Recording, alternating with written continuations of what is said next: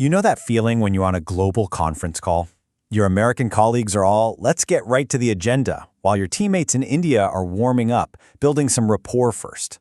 It's such a common scenario, and it feeds into these big stereotypes we have about how different cultures get work done. But here's the question. How true are they, really? Let's dive in and see what the data actually says. So the stereotype goes something like this, right? American work culture is all business, just focused on the task, the deadline, the bottom line. Direct, efficient, maybe a little impersonal. And then on the other side, the Indian work style is seen as being built on personal connections, on trust, on relationships.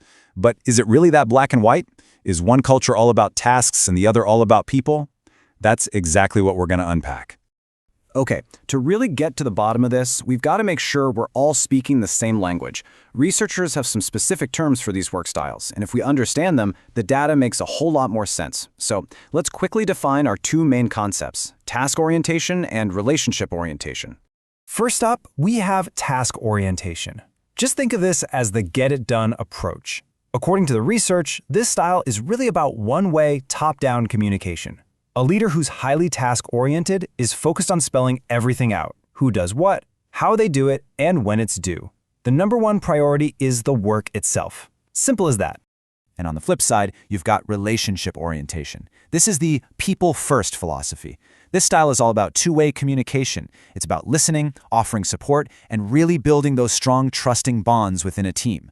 The whole idea here is that great relationships are actually the engine that gets great work done.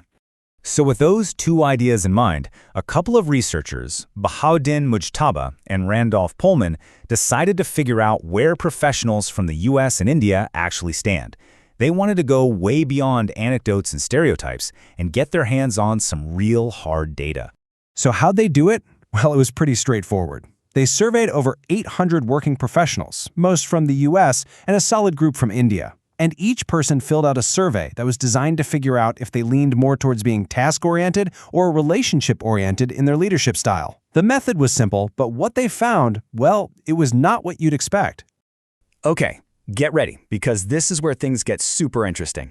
The data they collected doesn't just poke holes in our common stereotypes, it kind of blows them up completely. The results are genuinely surprising. All right, let's just cut to the chase. The big question. Based on everything we think we know, you'd expect a clear winner, wouldn't you? So, who do you think scored higher on being relationship-focused? The professionals from India or the ones from the US? Whoa. Okay, look at that. The first thing that just jumps right off the screen is how incredibly close those numbers are. I mean, yes, technically the Indian professionals scored a little bit higher at a 44.16 versus the Americans at 43.15. But come on, that gap is tiny. This is definitely not the huge cultural divide we've all been led to believe exists. Now, let's zoom in on that Indian score for just a second, a 44.16. Taken by itself, that seems to totally confirm the stereotype, right? That's a really high score. But a number without context doesn't tell the whole story. The real kicker is what that number actually means. And this is the key insight that changes everything.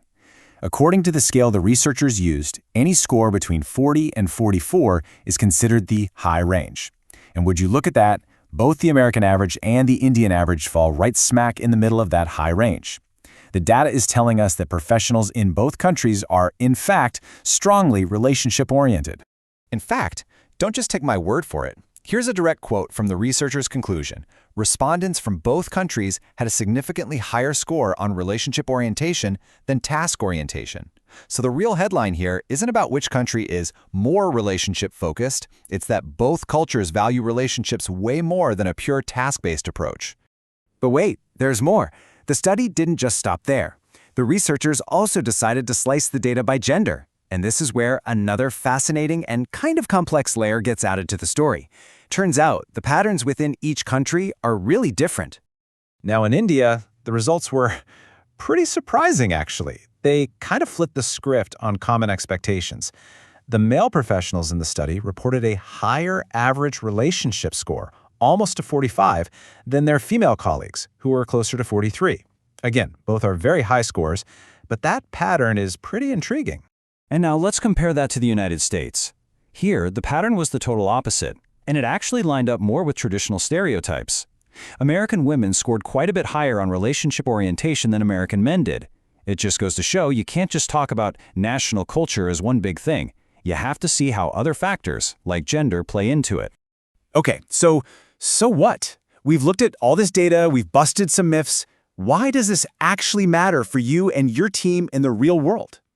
Well, it turns out the practical takeaways here are huge for anyone working in a global team. At the end of the day, the single most important lesson is this.